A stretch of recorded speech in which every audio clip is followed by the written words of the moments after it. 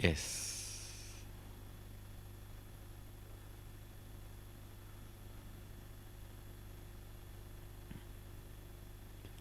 I'll first answer your questions or listen to your experiences.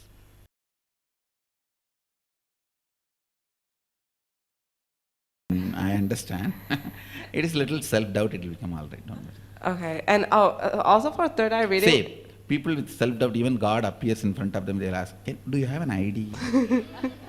Can I have ID proof before talking to you? And like I was also wondering for like third eye, like if when you get advanced, can you see like higher realms? Yes. Oh, you can. Can you like let me see those as well? No. Last question. Can you see higher? No, higher. Higher realms. Yes, you can see. Oh, you can see those. You can. Oh, you can see when your third eye is fully open, and I will let you see. Thank you.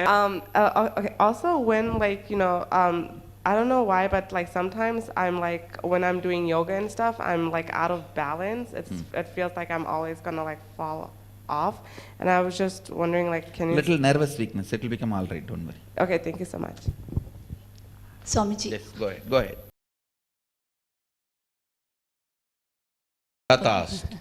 I'll awaken the power.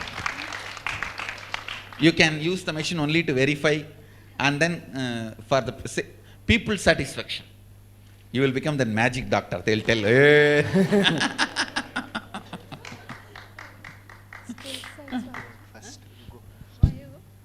Nithyananda Swamiji. So my question is more about you, like whenever you come into the room, you pause for 2 minutes, like I'm just curious to know what do you think during No, that I am actually connecting with all of you. And see to it that Sadashiva manifests and connects with all of you. தமிழில் கேட்குவேண்ணா first of all நான் உங்களுக்கு ரொம்ப ரொம்ப நன்றி சொல்கிறேன். Because இன்றைக்கி நான் இங்கே உட்காந்துருக்கேன்னா நான் ரொம்ப கையெடுத்து கும்பிடணும் உங்களை. அண்ட் எனக்கு கொஞ்சம் ரிக்ரெட்ஸ் இருக்குது. உங்களை முன்னுக்கே தெரிஞ்சிருந்தா என்னோடய வாழ்க்கை இன்னும் நல்லா இருந்திருக்கும்னு. But it's not too late. How many of you have that feeling? That actually she said, if I would have known you a little earlier, life would have been less suffering. Understand, it is anti-Hindu forces responsible for you getting to know me very late. So if you are feeling that, you should turn your anger towards anti-Hindu forces, which are constantly attacking Hindu gurus. Do something about it. At least in the internet, social media. I would like to know how can I live forever enlightenment? No, actually, once this all starts manifesting, you will live forever. Attend every day morning satsang. That's enough. Don't miss that. Keep that as a lifeline. And we have made it now available in the mobile. Anywhere in the world, if you have a mobile and log in, you can connect with me. Just make sure you attend satsang. That's it. Everything else I'll take care. Keeping your inspiration, keeping you up, alive, active, inspired, energetic, update, everything I'll take care just in that morning satsang. Can make me understand all the because sometimes I have the barrier of about the terms of the Deva Devi you mentioned. I'm not really understand. Sometimes I have. You understand me now. That's enough. You don't worry. I am the embodiment of all those Deva Devis. You understand me, that's enough. Enjoy it. You don't need to bother about who is who, whose wife is who. Actually, even these guys don't know whose wife is who, whose daughter is who, whose son is who and all. Understand? You understood me, that's enough. Leave it. Okay. I just have a very strong Don't think all these Indians and Hindus are very high experts. Actually, you may have more answers than them.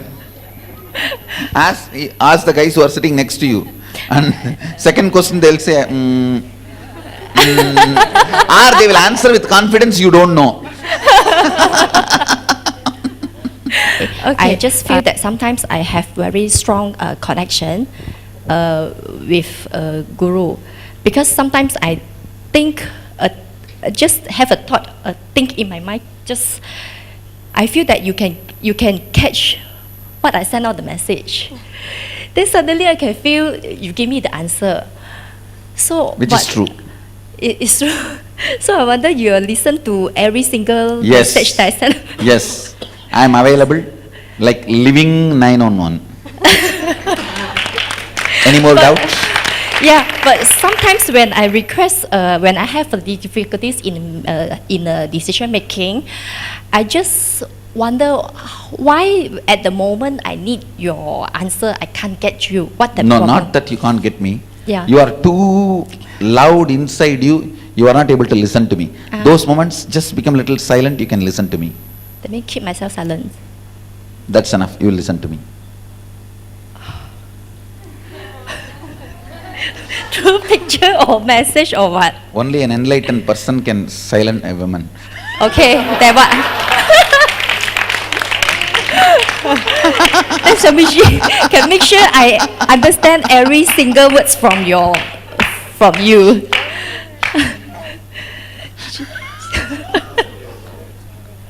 Next. Okay. What?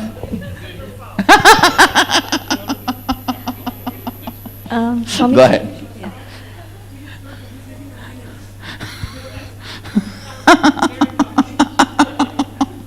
Go ahead, ma. Swamiji, when I do ultrasound, I feel there is a connection between the ultrasound of the fetus and the Dashavatas. And the? Dashavatas, Malsya, Kurma, Varaha. Like I would like to know your view more about See, it. Dasavadara is actually the evolution theory of Hindu tradition. And Swamiji, the connection between that and this, no, you see. I see No, the I'm telling picture, you, yeah. in the first month, it will be like a fish. Yeah, yes. Next, yeah. it becomes kurma. Yes, exactly. So, that growth can be compared to Dasavadara. What else, what other ways you think? No, at 6 weeks, the fetus is exactly like fish, Mm. like floating in the amniotic fluid. And at 8 weeks, it's like exactly kurma with small limb buds and the head tiny. And at 10 weeks, the fetus head shows a water body, which we call as rompencephalon. And this will be seen only at 10 weeks. After that, it will disappear, like the pig holding the earth, which is the water content. And it disappears after 12 weeks. And after 12 weeks, it will be the gut, that the intestine will be seen outside. That is physiological actually. And that also it will disappear by 14 weeks. Narasimhavatara. Narasimhavatara, exactly. And this will disappear by 13 weeks. And next is the fully formed fetus. But it is tiny and it's only Vamanavatar. It is only 100 grams to 120 grams, but it is fully formed with all the then comes the Parashurama avatar, like the warrior form. At this period, it's around 16 to 18 weeks. At this period, the fetus, the mother will feel the kicking movements. 16 to 18 weeks exactly. So at that time, the fetus is almost. It's very interesting what you are describing. I never looked it in that way. There can be a connection. I'll scan and tell you little more. Okay, we will present it in Hinduism now. It's a very interesting. Yeah, I have all the ultrasound pictures. Try to get the Garbhopanishad and the Bhagavatam references. Go ahead. Yeah, and so the mother feels the first kick of the fetus at around the 16 to 18 Parashurama. weeks. Yeah, Parashurama. And here it is gross body movements are more. And it is around Then Rama. 200, yeah. And Rama, at this time, we can see most of the time the hand will be around here and the cord will be seen around. So exactly like arrows or something, bow and that holding. And when it comes to Sri Krishna, here the hands are seen around the mouth and or the leg. Will be seen in the mouth. In the mouth. Alila Krishnan, like, yes. Exactly. That's one of the most celebrated position. Yeah, most of the time the legs will be seen clearly like this. Beautiful. How the Krishna is described as Bangi Bihari. Exactly, yeah. Exactly. And after this, I don't know whether it is Buddha, because from here the liquor will be reduced relatively to the size of the fetus. The fetus will, so it cannot move. So it will be sitting like this in one posture. Just like, I don't know whether Buddha. it is Buddha. That's all I know. Very interesting. We can compare and connect. Yeah. Let me see whether consciously Vyasa used this information to present the 10 incarnations. Thank you. Actually, the dopamine level in the brain, in the neurological system, is getting balanced to a normal man, to a normal kid. So that itself does 90% job. And the whole neurological wiring is staying very stably as a normal kid. Okay. Now that has to reflect in her day-to-day activity, which takes few days, that's all. No problem. Thanks, Swamiji. And every time when I am doing the process, she is responding to me. Every time, how any one of you guys respond, she is responding. When I call the names, see, all the names I use is the sound of your deeper being. See, for example, Shambhavi. When your Kundalini is about to wake up, she is called Shambhavi.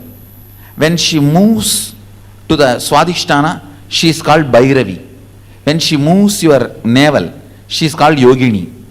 So all these sounds, when I utter, your Kundalini will respond from that zone to me. And if she does not respond only, I will be repeating it again and again. Till everyone's Kundalini answers me back, I will not be moving to further. Then once I feel everyone's is responding, then I will move to the further. And to keep it in that same high zone only, I use that Shiva. Shiva is the perfect vibration to keep the high frequency continuously vibrating. So she is responding to me perfectly. Swamiji, this is regarding oneness. So when we talk about oneness, with our kids or with our parents or close friends, with somebody else which are closer to us, we always feel oneness. But outside the people, why don't we feel oneness? See, What even is the with reason? them you don't feel complete oneness. When there is a completion, you feel oneness. Otherwise, there is always tug of war. So even with others, the people with who are near you, if you feel oneness, you will be able to radiate that oneness with everyone. Is that selfishness or what is that? With Incompletion, incompletion. kids? Okay. Incompletion. Selfishness is not right word. Incompletion is the right word. Because we are more possessive about our kids. No, parents. more possessive about stupidity. We can only possess stupidity, nothing else we can possess. How much ever you may be possessive of your kids, your family, your wife, you can't possess them. They will live their life. You can only go on by possessing your stupidity. End of the day, with your possessiveness, you acquired only your stupidity, nothing else. They will be just, see, it's like you strongly hold the net and fishes have already gone, you only have that empty water. I tell you, all possessiveness. In the end of the day, in the hand, you will have only stupidity. The person whom you are trying to possess would have gone long before. Possessiveness makes you experience a powerful stupidity, a high dosage of stupidity. Thank you, Swamiji. Back, Swamiji. Back. You just mentioned about during the Shiva home process, you bring everybody to a certain level. But though we do not feel physically, Yes. others, It is not necessary you need to feel physically. Don't worry. okay. One other question, you mentioned earlier. Actually, we have done even scientific researches. People who jump, people who don't jump, both heads we have fixed QEG. The result is same in both persons when I awaken the Kundalini. Okay. One other question, you mentioned earlier, after someone had inquired, that those souls, the soul of those people who don't believe in reincarnation, they get stuck. Stuck. Okay.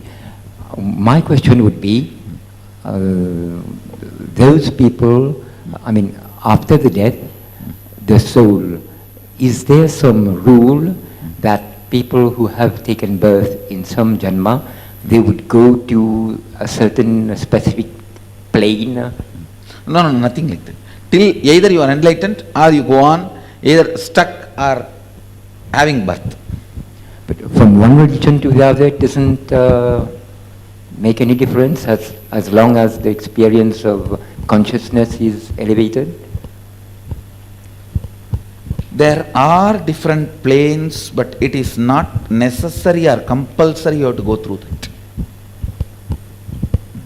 Thank you so much. Same side, back side.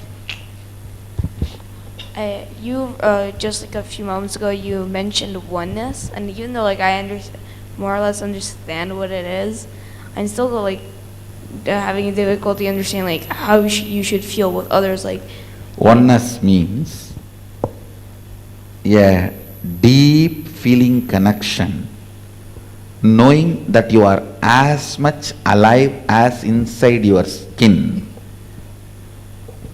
The same frequency inside that skin also.